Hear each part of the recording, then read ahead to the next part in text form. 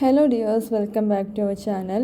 ഇന്നത്തെ വീഡിയോയിൽ നമ്മൾ ഡിസ്കസ് ചെയ്യുന്നത് അമേരിക്കൻ ആൻഡ് പോസ്റ്റ് കൊളോണിയൽ ലിറ്ററേച്ചറിലെ എഡ്ഗർ അലൻ പോ എഴുതിയൊരു ഷോർട്ട് ഫിക്ഷനാണ്.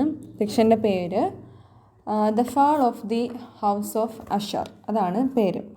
ഭയങ്കര ഇൻട്രസ്റ്റിംഗ് ആയിട്ടുള്ള കുറച്ച് ഗോത്തിക് എലമെൻറ്റ്സ് ഒക്കെയുള്ള നല്ലൊരു ഫിക്ഷനാണ് നമ്മുടെ എഡ്ഗർ അലൻ പോയുടെ ഈ ഒരു വർക്ക്. അപ്പോൾ എഡ്ഗർ അലൻ പോ എന്ന് പറയുമ്പോൾ അമേരിക്കൻ റൊമാൻറ്റിക് പോയിറ്റല്ല, അമേരിക്കൻ റൊമാൻറ്റിക് ഓതറാണ്. റൊമാൻറ്റിക് ഏജ് എന്ന് പറയുമ്പോൾ ബ്രിട്ടീഷ് ലിറ്ററേച്ചറിന് ഒരുപാട് ഏജസ് ആയിട്ട് തരംതിരിച്ചിട്ടുണ്ട്. അതിലൊരു റൊമാൻറ്റിക് ഏജ് ഉണ്ട്, പക്ഷേ ഇതല്ല. ഇത് അമേരിക്കൻ ലിറ്ററേച്ചറാണ്. അമേരിക്കൻ ലിറ്ററേച്ചറിന് അതുപോലെ ഒരുപാട് പീരിയഡ്സ് ആയിട്ട് കാറ്റഗറൈസ് ചെയ്തിട്ടുണ്ട്. അപ്പോൾ അമേരിക്കൻ ലിറ്ററേച്ചറിലെ റൊമാൻറ്റിക് പീരീഡിലാണ് എഡ്ഗർ അലൻ പോ ആക്റ്റീവായിട്ട് ലിറ്റററി ഓതറായിട്ട് ആക്റ്റീവായിട്ട് ഉണ്ടായിരുന്നത്. And he had a prominent place in American literature, and he is the first major writer to write seriously about criticism. പിന്നെ അമേരിക്കൻ റൊമാൻറ്റിസിസത്തിൽ ഉണ്ടായിരുന്ന മറ്റുള്ള ഓതേഴ്സ് എന്ന് പറയുന്നത് ഒന്ന് ഹെർമൻ മെൽവിൽ, പിന്നെ Ralph Waldo Emerson, Henry David Thoreau, Henry Wadsworth Longfellow എന്നിവരൊക്കെയാണ് കേട്ടോ. അവരുടെ വർക്ക്സൊക്കെ ഭയങ്കര ഫേമസ് ആണ്. ഒരുപാട് ഇന്നോവേറ്റബിൾ ആയിട്ടുള്ള ഒരുപാട് വർക്ക്സ് ഇവരൊക്കെ എഴുതിയിട്ടുണ്ട്. സോ അമേരിക്കൻ റൊമാൻറ്റിസിസം എന്ന് പറയുന്നത് ലിറ്റററി വേൾഡിൽ തന്നെ ഭയങ്കര പ്രൊമിനൻ്റ് ആയിട്ടുള്ള ഒരു കാലഘട്ടം ആയിരുന്നു. Then in 1827 he published his first volume of poetry named Tamerlane and Other Poems. അപ്പോൾ ടാമർലൈൻ ആൻഡ് അതർ പോംസ് ആണ് അദ്ദേഹത്തിൻ്റെ ആദ്യത്തെ കവിതാ കളക്ഷൻ, പോയട്രി കളക്ഷൻ എന്ന് പറയുന്നത്. അദ്ദേഹത്തിൻ്റെ വർക്ക്സൊക്കെ പബ്ലിഷ് ചെയ്തിട്ടുണ്ടായിരുന്നത് ബേർട്ടൻസ് ജെൻറ്റിൽമാൻസ് മാഗസിൻ എന്ന് പറയുന്നൊരു മാഗസിനിലാണ്. പിന്നെ അദ്ദേഹത്തിൻ്റെ ബെസ്റ്റ് വർക്ക്സ് എന്നറിയപ്പെടുന്നത് ഇതൊക്കെയാണ്. ഒന്ന് the fall of the house of Usher, പിന്നെ വില്യം വിൽസൺ, അത് അദ്ദേഹത്തിൻ്റെ ഒരു വർക്കാണ്. പിന്നെ നല്ലൊരു പോയട്രി എഴുതിയിട്ടുണ്ട് അദ്ദേഹം, ദ റേവൻ എന്ന് പറഞ്ഞിട്ടുള്ളൊരു പോയട്രിയാണ്. അത് കാലിക്കറ്റ് യൂണിവേഴ്സിറ്റിയിലെ PG സെക്കൻഡ് സെമസ്റ്ററിൽ പഠിക്കാനുള്ളൊരു പോയാണ് റേവൻ എന്ന് പറയുന്നത്. ഭയങ്കര നല്ലൊരു രസമുള്ള പോയട്രിയാണത്. അത് 1843 പബ്ലിഷ് ചെയ്തത്. അതുമാത്രമല്ല, ആ ഒരു പോയം എന്ന് പറയുന്നത് ഭയങ്കര ലിറ്റററി സീസണിൽ അദ്ദേഹം ജീവിച്ചിരുന്ന കാലഘട്ടത്തിൽ ഭയങ്കര സെൻസേഷണൽ ആയിട്ടുള്ളൊരു പോയട്രി ആയിരുന്നു റേവൻ എന്ന് പറയുന്നത്. Then the short story The Fall of the House of Usher, which first appeared in Burton's Gentleman's Magazine in September 1839 and was reprinted in Poe's book of 1840s and 1845, is a detailed symbolic account of the dearrangement of dissipation of an individual's personality. Then it tells of the fall, literal and figurative, the house of Usher, an old family in a state of decline. Then അദ്ദേഹത്തിൻ്റെ എല്ലാ വർക്ക്സിലും നമുക്ക് common ആയിട്ട് കാണാൻ പറ്റുന്നൊരു തീമാണ് untimely death of a young woman. അതായത് ഒരു യങ് ആയിട്ടുള്ള വുമൻ്റെ അൺടൈംലി അകാല മരണം. അതെല്ലാ വർക്കിലും അദ്ദേഹത്തിൻ്റെ കാണാൻ കഴിയും. അത് റേവനിലുണ്ട്, പിന്നെ അതേപോലെ ഈ ഒരു വർക്കിലുണ്ട്, the fall of the house of Usher എന്ന് പറയുന്ന വർക്കിലും ഉണ്ട്. ചില ക്രിട്ടിക്സ് പറയുന്നത് അതിൻ്റെ പുറകിലൊരു ഓട്ടോബയോഗ്രഫിക്കൽ ആയിട്ടുള്ളൊരു ഫാക്ടർ ഉണ്ടെന്നാണ്. അദ്ദേഹത്തിൻ്റെ വൈഫിൻ്റെ പേര് വെർജീനിയ ക്ലെം എന്നായിരുന്നു. ആ പെൺകുട്ടിക്ക് വെറും 14 വയസ്സായ സമയത്തായിരുന്നു രണ്ടുപേര് വിവാഹം കഴിച്ചിട്ടുണ്ടായിരുന്നത്. അപ്പോൾ ഈ ഒരു റേവൻ എന്ന് പറയുന്ന പോയം പബ്ലിഷ് ചെയ്തതിന് ശേഷമാണ് അദ്ദേഹത്തിന് ഇൻ്റർനാഷണലി അക്ലെയിംഡ് ആയ ഒരു പോയട്രി പദവി ലഭിച്ചത്. പക്ഷേ കുറേ കാലം കഴിഞ്ഞപ്പോൾ വൈഫിന് ട്യൂബർക്കുലോസിസ് വന്നു, വയ്യാണ്ടായി, ഒരുപാട് കാലം ഇങ്ങനെ വയ്യാണ്ട് കിടക്കുമായിരുന്നു, പിന്നെ മരിക്കുകയും ചെയ്തു. സോ ഈ റേവൻ എന്ന് പറയുന്ന പോയം, അല്ലെങ്കിൽ അതിൽ അദ്ദേഹം കൊടുത്തിട്ടുള്ള ഓരോ സിമ്പിൾസിലും വരാൻ പോകുന്ന ഡെത്തിനെ കുറിച്ച് പറയുന്ന രീതിയിലാണ് ശരിക്കും, അല്ലെങ്കിൽ തൻ്റെ ലൈഫിൽ ആർക്കെങ്കിലും ഡെത്ത് സംഭവിക്കുന്നത് ഒരു രീതിയിലാണ് അത് എഴുതിയിട്ടുള്ളത്. കാരണം റേവൻ എന്ന് പറയുന്നത് ഡെത്തിൻ്റെ സിമ്പിളായിട്ടാണ് ആ ഒരു പോയത്തിൽ കാണിക്കുന്നത്. ആ പോയം എഴുതിയതിന് ശേഷം എന്ത് ചെയ്തു, ഭാര്യയ്ക്ക് വയ്യാണ്ടാവുകയും മരിക്കുകയൊക്കെ ചെയ്തു. അങ്ങനെ വീണ്ടും അദ്ദേഹം എന്തായി, ഭയങ്കര ആൽക്കഹോളിക്കായി. അപ്പോൾ അങ്ങനെയൊക്കെയാണ് നമ്മുടെ എഡ്ഗർ അലൻ പോയുടെ ലൈഫ് എന്ന് പറയുന്നത്. അപ്പോൾ കൂടുതലായിട്ട് ഞാൻ ഓതറിനെ കുറിച്ച് പറയുന്നില്ല, നിങ്ങൾ ജസ്റ്റ് ഒന്ന് വായിച്ചു നോക്കുക. പിന്നെ എക്സാമിന് ഓതറിനെ കുറിച്ച് കുറേ ഇങ്ങനെ വലിച്ചു വാരി എഴുതണ്ട, ഇമ്പോർട്ടൻ്റ് ആയിട്ടുള്ള കാര്യങ്ങൾ മാത്രം എഴുതിയാൽ മതി. അപ്പം നമുക്ക് നമ്മുടെ ടോപ്പിക്കിലേക്ക് കടക്കാം. സമ്മറി പറയും, അതിൻ്റെ അനാലിസിസ് പറയും, ക്യാരക്ടേഴ്സ് പറയും, തീംസും സിമ്പിൾസ് എല്ലാം പറഞ്ഞുതരാം. ഓക്കെ. അപ്പോൾ ആദ്യം നമുക്ക് എന്ത് ചെയ്യാം, ക്യാരക്ടേഴ്സ് ആരൊക്കെയാണെന്ന് നോക്കാം. ഇതിലെ ആദ്യത്തെ ക്യാരക്ടർ എന്ന് പറയുന്നത് റെഡറിക് അഷർ എന്ന് പറയുന്ന ഒരു വ്യക്തിയാണ്. In many ways Roderick Usher is the house of Usher. Okay, അപ്പോൾ അതിലൊരു ഹൗസ് ഉണ്ട്. ആ ഹൗസിൻ്റെ ഓണർ അല്ലെങ്കിൽ അഷർ എന്ന് പറയുന്നത് റെഡറിക് അഷറാണ്. With his sister Madeline dying, Roderick is all that remains of the ancient house. അപ്പോൾ ഇയാൾക്കൊരു ട്വിൻ സിസ്റ്റർ ഉണ്ട്. ട്വിൻ സിസ്റ്ററിൻ്റെ പേര് മെയ്ഡലിൻ എന്നാണ്. ഓക്കെ, അയാൾ മെഡലിൻ മരിച്ചതാണ്. പക്ഷേ ആ വീട്ടിൽ, ആ വലിയൊരു ബംഗ്ലാവ് പോലെയുള്ള വീട്ടിൽ എന്തുണ്ട്, റെഡറിക് താമസിക്കുന്നുണ്ട്. അപ്പോൾ റെഡറിക് എന്ന് പറയുന്ന വ്യക്തി ഭയങ്കര എഡ്യൂക്കേറ്റഡ് ആണ്, അതുപോലെ നല്ല ഇൻ്റലക്ച്വൽ ആയിട്ടുള്ള ഒരു വ്യക്തിയായിരുന്നു. അതുപോലെ ഒരുപാട് വായിക്കുകയും മ്യൂസിക് പ്ലേ ചെയ്യുന്ന ഒരു വ്യക്തിയായിരുന്നു. And however almost the whole of his existence is consumed by his sorrow over his sister's illness, his own illness, and his resulting mental condition and pervasive fear. അപ്പോൾ ഇദ്ദേഹത്തിന് ഇങ്ങനെയൊക്കെ നല്ല ഇൻ്റലക്ച്വലാണ്, മ്യൂസിക് വായിക്കും, ഒരുപാട് വായിക്കുമെങ്കിലും അദ്ദേഹത്തിന് ഏറ്റവും അദ്ദേഹത്തെ കൺസ്യൂം ചെയ്യുന്ന അല്ലെങ്കിൽ അദ്ദേഹത്തിൻ്റെ മൈൻഡിനെ കൺസ്യൂം ചെയ്യുന്ന കുറച്ച് കാര്യങ്ങളുണ്ട്. ഒന്ന് അദ്ദേഹത്തിൻ്റെ സിസ്റ്ററിൻ്റെ വയ്യായിക, പിന്നെ അദ്ദേഹത്തിനുള്ള അസുഖങ്ങൾ. ഇങ്ങനെയുള്ള കാര്യങ്ങളൊക്കെ അദ്ദേഹത്തെ മെൻ്റലി ഫിയർഫുൾ ആക്കുന്നുണ്ട്, അതുപോലെ ഫ്രസ്ട്രേറ്റഡ് ആക്കുന്നുണ്ട്. He is very pale and his eyes shine brightly. അത് അദ്ദേഹത്തിൻ്റെ സ്കിന്നൊക്കെ ഭയങ്കര പെയിലാണ്. പെയിൽ എന്ന് പറഞ്ഞാൽ വിളറി വെളുത്ത എന്നുള്ളൊരു മീനിങ് ആണ്. പിന്നെ ഐസൊക്കെ ഭയങ്കര ബ്രൈറ്റാണ്.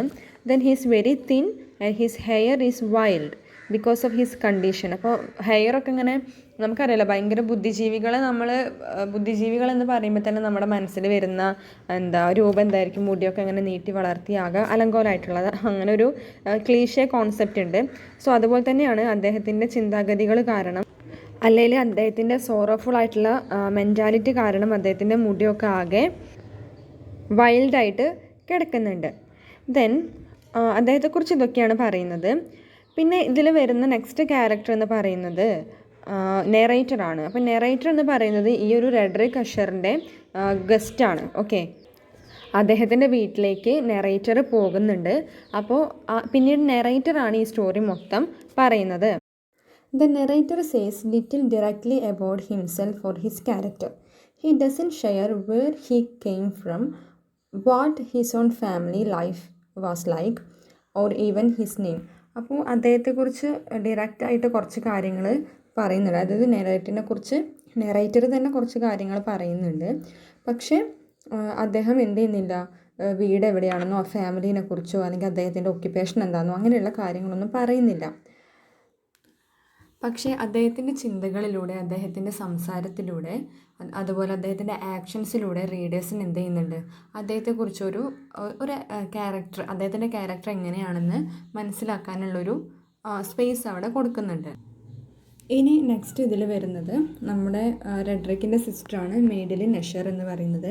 മെയ്ഡലിൻ barely exist in the story except in 2 ways, as Roderick sister and double and as the embodiment of illness. അതായത് 2 തരത്തിലാണ് മെയ്ഡലിൻ അഷർ എന്ന് പറയുന്ന ഒരു വ്യക്തി, ആ പെൺകുട്ടി സ്റ്റോറിയിൽ വരുന്നത്. ഓക്കെ, അല്ലെങ്കിൽ സ്റ്റോറിയിൽ നിലനിൽക്കുന്നത് എങ്ങനെയാണെന്ന് വെച്ചാൽ, ഒന്ന് റെഡറിക്കിൻ്റെ സിസ്റ്ററായിട്ടും പിന്നെ എംബഡിമെൻറ്റ് ഓഫ് ഹെർ ഇൽനെസ്സിൻ്റെ ഒരു അവളുടെ ഇൽനെസ്സിൻ്റെ ഒരു പ്രതീകമായിട്ടും കൂടിയിട്ടാണ് അവളിവിടെ എക്സിസ്റ്റ് ചെയ്യുന്നത്. കാരണം എന്താണെന്ന് വെച്ചാൽ, അവളുടെ അസുഖത്തെ കാണിക്കാൻ ഉള്ള ആകെ ഒരു സിമ്പിൾ അവൾ തന്നെയാണ്. കാരണം അവളുടെ അസുഖം എന്താണെന്ന് അവളുടെ ഡോക്ടേഴ്സിന് പോലും അറിയില്ല. ഓക്കെ, അതുമാത്രമല്ല വല്ലാണ്ട് ആ വീടിൻ്റെ ഉള്ളിൽ തന്നെ വല്ലാണ്ട് ഒതുങ്ങുകയും ചെയ്തു. പിന്നെ അതായത് ലോകത്തോട് ഒരു റെസ്പോണ്ടും ഇല്ലാത്ത ഒരാളായിട്ട് മാറുകയാണ് ആ കുട്ടി ചെയ്തത്. അപ്പോൾ അവളുടെ അസുഖം എന്താണെന്ന് ഇതുവരെ അവർക്ക് ആർക്കും അറിയില്ല. പക്ഷേ എന്തോ ഒരു വലിയ വയ്യായിക ആ പെണ്ണിനുണ്ട്. ചില സമയത്തൊക്കെ ആ പെൺകുട്ടീനെ കാണുമ്പോൾ അവൾ ഓൾറെഡി മരിച്ച പോലെയാണ് കാണുക. പക്ഷെ ചില സമയത്ത് അവൾ ഭയങ്കര എനർജറ്റിക് ആയിട്ട് ശരിക്കും ജീവിക്കുന്ന പോലെയും അനുഭവപ്പെടുന്നുണ്ട്. പിന്നീട് അവൾ മരിക്കാതെ തന്നെ അവളെ ജീവനോടെ ബറി ചെയ്തിട്ടുണ്ടായിരുന്നു. അതുമാത്രമല്ല അവൾ പിന്നെ വരുന്നത് അതിൻ്റെ ഉള്ളിൽ നിന്ന് കുറേ ബ്ലഡൊക്കെ ആയിട്ട് ഒരു ഗോസ്റ്റ് അപ്പിയറൻസിലാണ് അവൾ ഈ കഥയിൽ, ഈ ഒരു സ്റ്റോറിയിൽ വരുന്നത്. പിന്നെ എന്തുണ്ട്, അവളുടെ ബ്രദറും അവളും തമ്മിൽ ഭയങ്കര ഒരു നല്ല റിലേഷനായിരുന്നു. അവർ ട്വിൻസ് ആണെന്ന് നേരത്തെ പറഞ്ഞു. എന്നിട്ട് അവൾ എന്ത് ചെയ്യാണ്, ആ ഗ്രേവിൽ നിന്ന്, ആ കുഴിമാടത്തിൽ നിന്ന് എണീച്ച് വന്നിട്ട് ആ ബ്രദറിനെ ഇങ്ങനെ എംബ്രേസ് ചെയ്യുകയും ഹഗ് ചെയ്യുകയും പിന്നെ രണ്ടുപേരും ഒരുമിച്ച് മരിക്കുകയാണ് ഈ കഥയിൽ ചെയ്യുന്നത്. അതാണ് ഈ കഥയിൽ നടക്കുന്നത്. ഇനി ഇതിൻ്റെ സമ്മറി നോക്കാം. ഫസ്റ്റ് ഈ ഒരു സ്റ്റോറി സ്റ്റാർട്ട് ചെയ്യുമ്പോൾ ഇതിൻ്റെ സെറ്റിങ്സ് ഇങ്ങനെയാണ്. ഒരു ഓട്ടം ഡേ ആണ്, അതായത് ഭയങ്കര ഡാർക്കായിട്ടുള്ള ഒരു ദിവസമാണ്. ആ ദിവസം പിന്നെ നെറേറ്റർ എന്ത് ചെയ്യാണ്, ഹൗസ് ഓഫ് അഷറിലേക്ക്, അതായത് അഷറിൻ്റെ ഹൗസിലേക്ക് പോവാണ്. ദെൻ ആ വീട്ടിലെത്തിയപ്പോൾ അദ്ദേഹത്തിന് ഭയങ്കര ഒരു ഡിസ്റ്റർബൻസ് ആണ് തോന്നിയത്. നമുക്ക് ചില വീടുകൾ കാണുമ്പോൾ ഭയങ്കര ഒരു വൈൽഡായിട്ട് ഫീൽ ചെയ്യും, ഒരു ഗോത്തിക് ആയിട്ടുള്ളൊരു ഫീല് വരും. അതുപോലെ തന്നെ ഇങ്ങനെ തകർന്ന് വീഴാറായ ഒരു കൊട്ടാരം പോലെ ഇരുന്ന ആ ഒരു വീട്. സോ അത് കണ്ടപ്പോൾ സത്യം പറഞ്ഞാൽ നമ്മുടെ നെറേറ്ററിന് ഭയങ്കര ഒരു ഡിസ്റ്റർബൻസ് തോന്നി, ഒരു ഡിസ്കംഫേർട്ട് തോന്നി. പക്ഷേ അതെന്തുകൊണ്ടാണെന്ന് അയാൾക്ക് അത് എക്സ്പ്ലെയിൻ ചെയ്യാൻ പറ്റുന്നില്ലായിരുന്നു. അപ്പോൾ റെഡ്രിക്കും നമ്മുടെ ഈ നെറേറ്ററും ചൈൽഡ്ഹുഡ് ഫ്രണ്ട്സാണ്. അപ്പോൾ റെഡ്രിക്ക് അദ്ദേഹത്തിന് ഒരു ലെറ്റർ അയച്ചിട്ടുണ്ടായിരുന്നു. നെറേറ്ററിനോട് വീട്ടിലേക്ക് വിസിറ്റ് ചെയ്യണമെന്ന് പറഞ്ഞിട്ട് ലെറ്റർ അയച്ചിട്ടുണ്ടായിരുന്നു. ആ ലെറ്റർ കിട്ടിയതിന് ശേഷമാണ് നെറേറ്റർ ഇങ്ങോട്ട് ഈ വീട്ടിലേക്ക് വരുന്നത്. ദെൻ ഇവിടെ എത്തിയതിന് ശേഷം നമ്മളെ നെറേറ്റർ അദ്ദേഹത്തിൻ്റെ ഫ്രണ്ടായ റെഡ്രിക്കിനെ കാണുന്നു. അപ്പോൾ ആ ഒരു ലെറ്ററിൽ റെഡ്രിക്കിൻ്റെ എല്ലാ ഇൽനെസ്സിനെ കുറിച്ചും ഫിസിക്കലും മെൻ്റലായിട്ടുള്ള പ്രോബ്ലത്തെക്കുറിച്ചൊക്കെ എഴുതിയിട്ടുണ്ടായിരുന്നു. അതുകൊണ്ടാണ് നെറേറ്റർ നമ്മുടെ അഷറിനെ വിസിറ്റ് ചെയ്യാൻ തീരുമാനിച്ചത്. അങ്ങനെ വീട്ടിലെത്തി വീണ്ടും ആ നെറേറ്റർ നമ്മുടെ ഹൗസ് ഓഫ് അഷറിൻ്റെ ഈ ഒരു ഹൗസ് നോക്കുമ്പോൾ ഭയങ്കര ഒരു ഡാർക്കായിട്ടുള്ള ഒരു പെസ്റ്റിലൻ്റ് ആയിട്ടുള്ള അറ്റ്മോസ്ഫിയറാണ് ഫീൽ ചെയ്തത്. അതായത് പെസ്റ്റിലൻ്റ് എന്ന് മീൻസ് അതിൻ്റെ മലയാളത്തിൽ എങ്ങനെയാണ്, പകർച്ചവ്യാധി ബാധിച്ച പ്ലേസുകളൊക്കെ ഉണ്ടാവുമല്ലോ, ഭയങ്കര ഗ്ലൂമി ആയിട്ട് ഡള്ളായിട്ടുള്ളൊരു നമുക്ക് എപ്പോഴും ഡിസ്കംഫേർട്ട് തോന്നുന്നൊരു ടൈപ്പ് ഓഫ് അറ്റ്മോസ്ഫിയർ ആയിരുന്നു അവിടെ ഉണ്ടായിരുന്നത്. അങ്ങനെ ആ വീട്ടിലൊരു സെർവൻ്റ് ഉണ്ടായിരുന്നു. ആ സെർവൻ്റ് എന്ത് ചെയ്തു, നമ്മുടെ നെറേറ്ററിൻ്റെ കുതിരേനെ അവിടെ നിന്ന് മാറ്റിയിട്ട് വേറൊരു സ്ഥലത്ത്, ഒരു സേഫ് ആയിട്ടുള്ളൊരു സ്ഥലത്ത് കെട്ടി. ദെൻ അദ്ദേഹം എന്ത് ചെയ്തു, വീടിൻ്റെ അകത്തേക്ക് കയറിയപ്പോൾ ഭയങ്കര എന്താ പറയുക, വൈൽഡായിട്ടുള്ള ഡെക്കറേഷൻസൊക്കെ ആയിരുന്നു. ഭയങ്കര സ്ട്രെയിഞ്ച് ആയിട്ടുള്ളൊരു ഫീലായിരുന്നു അതിൻ്റെ ഉള്ളിൽ കയറിയപ്പോൾ. അത് മാത്രമല്ല അവിടെ ഒരുപാട് ഇൻസ്ട്രുമെൻറ്റ്സ് ഉണ്ടായിരുന്നു, ബുക്സ് ഉണ്ടായിരുന്നു, ഇൻസ്ട്രുമെൻറ്റ്സ് ഉണ്ടായിരുന്നു. പക്ഷേ അതൊക്കെ ഒരു ഗ്ലൂമി ആയിട്ടുള്ളൊരു അറ്റ്മോസ്ഫിയറാണ് നമ്മുടെ നെറേറ്ററിന് കൊടുത്തത്. അങ്ങനെ നെറേറ്റർ നമ്മുടെ റെഡ്രിക്കിനെ കാണുന്നു. റെഡ്രിക്കിൻ്റെ ഫേസ് ഭയങ്കര പെയിലായിട്ടിരിക്കുന്നുണ്ട്, പക്ഷേ ഹെയറൊക്കെ ഭയങ്കര വൈൽഡായി കിടക്കുന്നുണ്ട്. ഭയങ്കര അസുഖം ബാധിച്ച് അദ്ദേഹം ഭയങ്കര ഒരു ഇൽനെസ്സിലാണ് കിടക്കുന്നത്. ദെൻ ആ വീട് എങ്ങനെയാണോ ആ വീടിൻ്റെ അതേ എഫക്റ്റാണ്, അല്ലെങ്കിൽ ആ വീട്ടിലേക്ക് കയറിയപ്പോൾ നെറേറ്ററിന് കിട്ടിയ അതേ ഒരു ഡിസ്കംഫേർട്ടാണ് തൻ്റെ ഫ്രണ്ടായ റെഡ്രിക്കിനെ കണ്ടപ്പോഴും അദ്ദേഹത്തിന് ഫീൽ ചെയ്തത്. And he's frightened and sure he will die soon. അപ്പോൾ അദ്ദേഹത്തിൻ്റെ ആ ഒരു അപ്രോച്ചൊക്കെ കണ്ടപ്പോൾ അയാൾ മരിക്കാനായി എന്ന രീതിയിലാണ് ഇരിക്കുന്നത്. അപ്പോഴാണ് അറിഞ്ഞത് അദ്ദേഹത്തിൻ്റെ ഈ ഒരു ഡിപ്രഷൻ്റെ കാരണം അയാളുടെ ട്വിൻ സിസ്റ്ററായ മെയ്ഡലിൻ എന്താണ്, ഡെത്ത്ലി ഇല്ലാണ്, മരിക്കാനാവുന്ന തരത്തിലുള്ള അസുഖം ബാധിച്ച്, മരണത്തിന് തുല്യമായ അസുഖം ബാധിച്ച് അവിടെ കിടക്കുകയാണ്. പക്ഷെ അസുഖം എന്താണെന്നൊന്നും പറയുന്നില്ല. അപ്പോൾ അവരിങ്ങനെ ഇത് സംസാരിച്ചുകൊണ്ടിരിക്കുമ്പോൾ പെട്ടെന്ന് മെയ്ഡലിൻ വരുന്നു. അതായത് ഫെഡറിക്കിൻ്റെ സിസ്റ്റർ അത് കൂടെ ഇങ്ങനെ നെറേറ്ററിനെ മൈൻഡ് ചെയ്യാതെ ഇങ്ങനെ നടന്ന് നീങ്ങുന്നുണ്ട്. അപ്പോൾ ഇത് കണ്ടപ്പോൾ നെറേറ്ററിന് ഭയങ്കര പേടിയായി, കാരണം ഒരു ഗോസ്ലി അപ്രോച്ചായിരുന്നു ആ പെണ്ണിനുണ്ടായിരുന്നത്. പിന്നെ കുറച്ച് ദിവസം കഴിഞ്ഞപ്പോൾ പിന്നെ മെയ്ഡലിനെ കുറിച്ചൊന്നും അവരങ്ങനെ മെൻഷൻ ചെയ്തില്ല, സംസാരിച്ചില്ല. പിന്നെ നമ്മുടെ നെറേറ്റർ അദ്ദേഹത്തിൻ്റെ ഫ്രണ്ടിനെ കുറച്ചുകൂടി ചെയറപ്പ് ചെയ്യാൻ വേണ്ടിയിട്ട് ശ്രമിച്ചു. അവർ പാട്ട് പാടി ഒരുമിച്ച്, അതുപോലെ പെയിൻറ്റിങ്സ് ചെയ്തു, പിന്നെ ഒരുപാട് സംസാരിച്ചു. അതുപോലെ റെഡ്രിക്കിന് ഗിറ്റാർ വായിക്കാൻ മാത്രമേ അറിയുള്ളൂ, മറ്റുള്ള ഇൻസ്ട്രുമെൻറ്റ്സ് ഒന്നും പ്ലേ ചെയ്യാൻ അറിയില്ലായിരുന്നു. അങ്ങനെ ഗിറ്റാറൊക്കെ പ്ലേ ചെയ്തിട്ടുണ്ടായിരുന്നു. പിന്നെ എന്ത് ചെയ്തു, റെഡ്രിക്ക് പാട്ട് പാടാൻ തുടങ്ങി. പക്ഷേ ഈ പാട്ട് കേട്ടപ്പോൾ നമ്മുടെ നെറേറ്ററിന് തോന്നി ഈ റെഡ്രിക്ക് എന്ന് പറയുന്ന വ്യക്തി മെൻ്റലി എന്തോ അൺബാലൻസ് ആവാൻ പോവുകയാണെന്നുള്ളൊരു ഫീല് നെറേറ്ററിന് വന്നു. പിന്നെ കുറച്ച് ദിവസം കഴിഞ്ഞപ്പോൾ നമ്മുടെ നെറേറ്റർ എന്ത് ചെയ്തു, അവരുടെ അഷർ ഫാമിലിയുടെ ലൈബ്രറിയിലേക്ക് കയറി. അവരുടെ വീട്ടിൽ തന്നെ ഒരു ലൈബ്രറി ഉണ്ട്, അതിൻ്റെ ഉള്ളിലേക്ക് കയറി.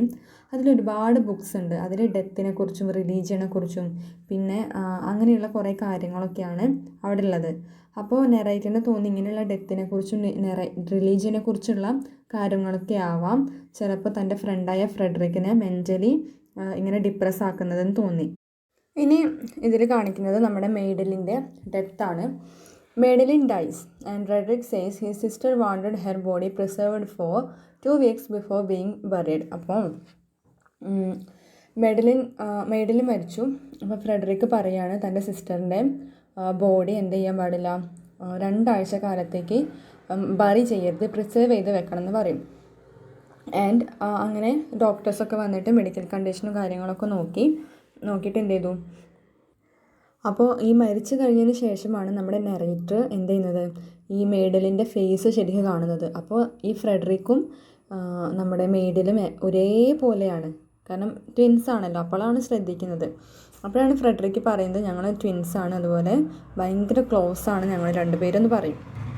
പക്ഷേ അങ്ങനെ മരിച്ചു കിടക്കുമ്പോൾ കൂടി നമ്മുടെ മെയ്ഡലിൻ ഭയങ്കര ഹെൽത്തിയാണ്. അതുപോലെ മരണത്തിൽ പോലും ഭയങ്കര ഹെൽത്തി ആയിട്ട് ആർക്ക് തോന്നും, നമ്മുടെ നെറേറ്ററിന് തോന്നും.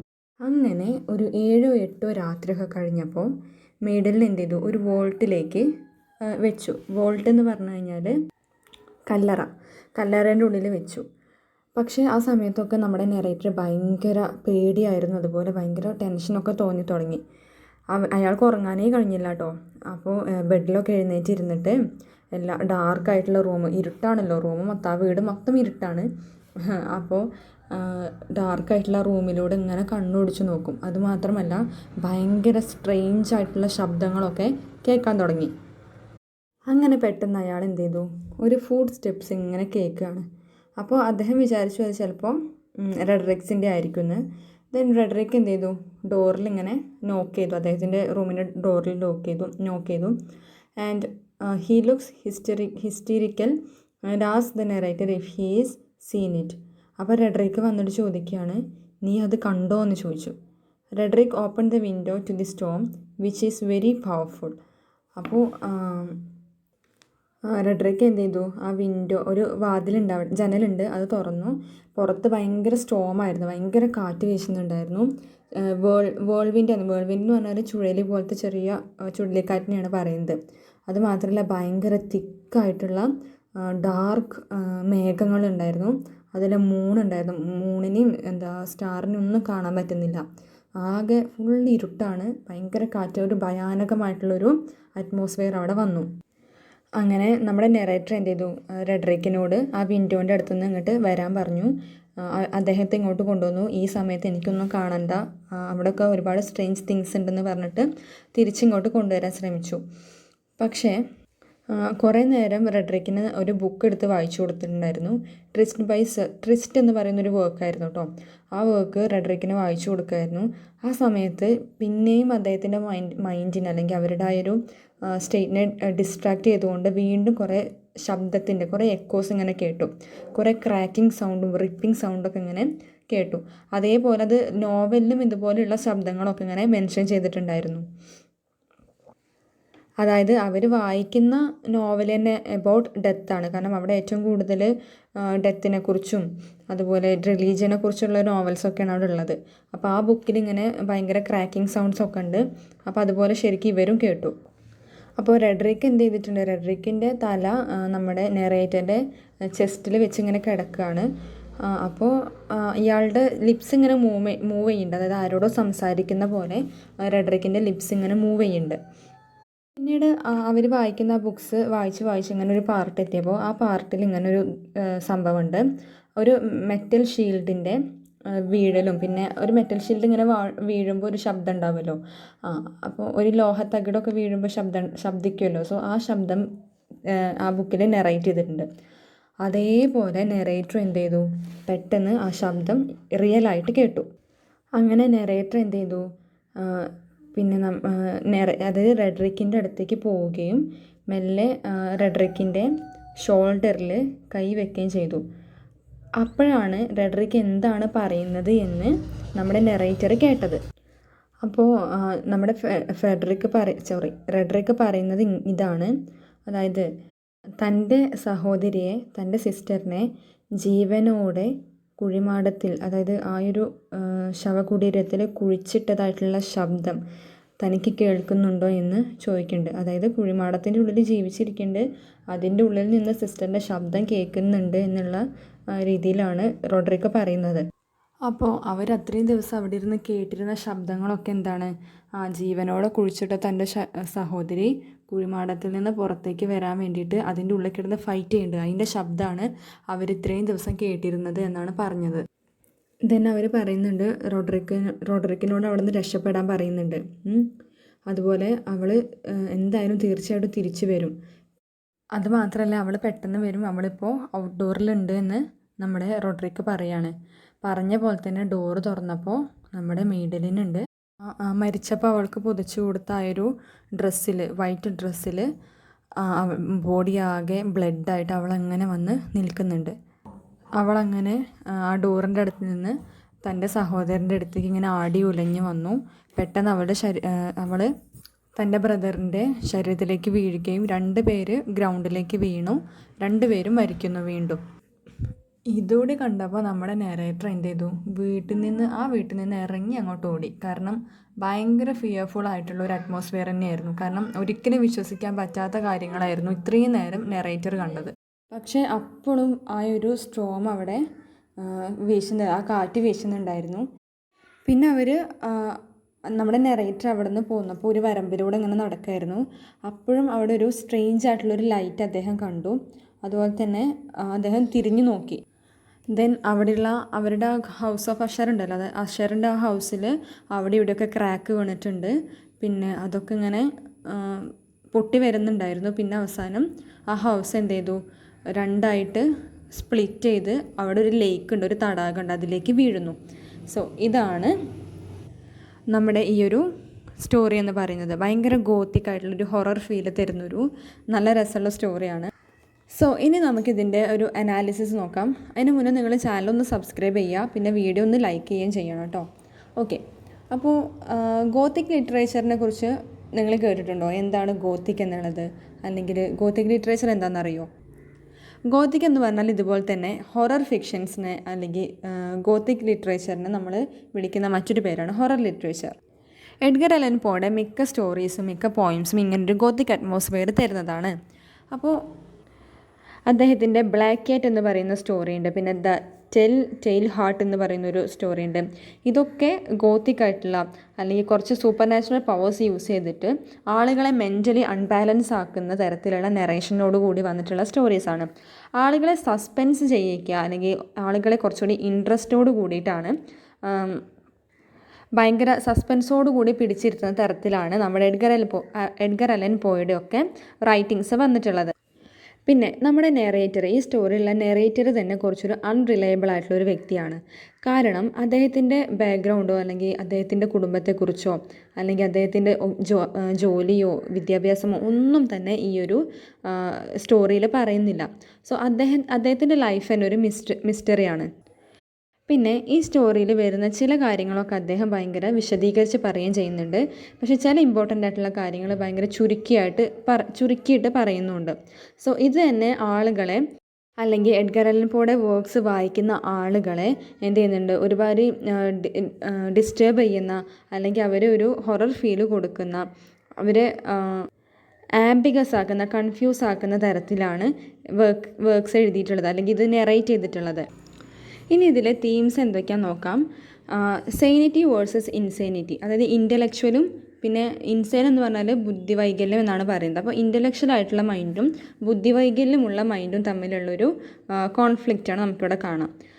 കാരണം ഇതിൽ റോഡ്രിക്കിൻ്റെ ക്യാരക്ടർ അങ്ങനെയാണ്. കാരണം നമ്മൾ ക്യാരക്ടേഴ്സിനെ കുറിച്ച് പറഞ്ഞപ്പോൾ ഞാൻ പറഞ്ഞിട്ടുണ്ടായിരുന്നു, റോഡ്രിക്ക് എന്ന് പറയുന്ന വ്യക്തി ഭയങ്കര ഇൻ്റലക്ച്വലാണ്, ഒരുപാട് ബുക്സ് വായിക്കുന്ന ഒരു വ്യക്തിയാണ്. പക്ഷേ അതേ സമയം തന്നെ പെട്ടെന്ന് അദ്ദേഹത്തിൻ്റെ മൈൻഡ് മാറുന്നുണ്ട്. അതായത് കറൻറ്റ് സ്റ്റേറ്റിൽ ഇപ്പോൾ നല്ല ഇൻ്റലക്ച്വലായിട്ട് പെരുമാറിക്കൊണ്ടിരിക്കുന്ന ആളുടെ സ്വഭാവം പെട്ടെന്ന് എന്ത് ചെയ്യുന്നുണ്ട്, ഇൻസെയിനായിട്ട് ഒരു ഭ്രാന്തനെ പോലെ ആയി മാറുന്നുണ്ട്. അങ്ങനെ സെയിനായിട്ട് ഇരിക്കുന്നത് ഭയങ്കര ഇൻ്റലക്ച്വലായിട്ട് പെരുമാറുന്ന ഒരു വ്യക്തി പെട്ടെന്ന് ഇൻസെയിനായിട്ട് മാറുമ്പോൾ ആളുകളുടെ ഉള്ളിൽ വരുന്ന ഒരു ഡിസ്റ്റർബ് നമുക്കിതിൽ ശരിക്കും കാണാൻ പറ്റും. അല്ലെങ്കിൽ ഈ ഒരു സ്റ്റോറി വായിക്കുമ്പോൾ ആ സ്വഭാവം പെട്ടെന്ന് ചേഞ്ച് ആകുമ്പോൾ ആളുകൾക്ക് കിട്ടുന്നൊരു സസ്പെൻസ് അല്ലെങ്കിൽ ഒരു ഹൊറർ മോഡ് നമുക്കിതിൽ കാണാൻ കഴിയും.